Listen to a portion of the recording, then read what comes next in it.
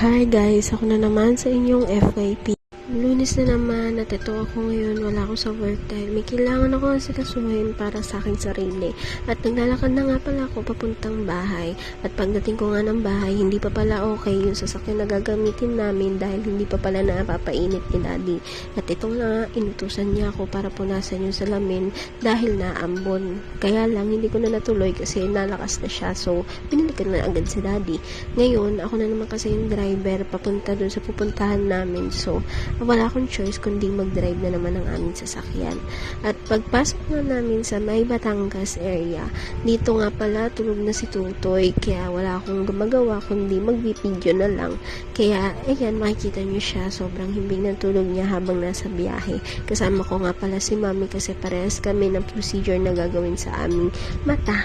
So, tulad na nabanggit ko, papunta kami ngayon sa eye center dito sa Cabrini Hospital or school ba siya, pero ayun, para sila school at saka hospital. Kaya ayan, kasama ang bunsuan at aking asawa at saka si Mami. So pagdating nga pala namin doon, wala pa yung mag-a-assist sa amin, kaya nag-upo muna kami dyan para mag-antay. Tapos pagdating nga pala nung nag-assist sa amin, ayan, nandyan na kami sa area kung saan kami.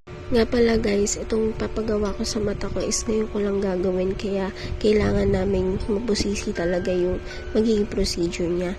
So nag-fill up lang kami dyan ng parang waiver siya para makuha yung details namin. At pagkatapos nga yan, hindi na ako nakapag-vlog dahil sa sobrang daming lab test na pinagawa sa akin.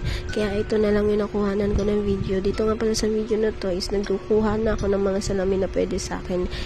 Habang napili nga ako ng salamin na pabagay sa akin is na-interrupt ako dahil clarify ni Doc yung status ng mata ko dahil meron talagang blurring vision dun sa left eye ko. Right? Ayan, habang naghahanap ako ng salamin, sukat lang ako ng sukat na babagay sa akin at pinaka napili ko ay yung sinukat ko na yan. Yan na yung final na pinili. Kasi sa shape ng mukha ko guys, hindi bagay yung oblong or bilog na salamin. Kaya ang mas pinili ko is yung pa-square type na yan kasi malapad yung mukha ko. Habang napiling ako dyan, gandang-ganda ako sa sarili ko kasi na-miss ko magsalamin. After nga ng procedure ko, iniwan muna namin si Mami doon kasi ang tagal ng process niya. Kaya nagpunta muna kami dito sa kalapit na SM para magkalaga lang mag-asawa. Pagkababa nga namin ay parang familiar na nga itong si Butoy-Toy sa pinuntahan namin kasi pangalawang beses na nga pala niya pumunta dito.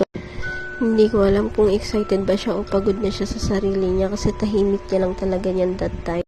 At ang daddy naman niya ay buryong-buryo na sa akin kasi pagod na din naman kasi nga siya.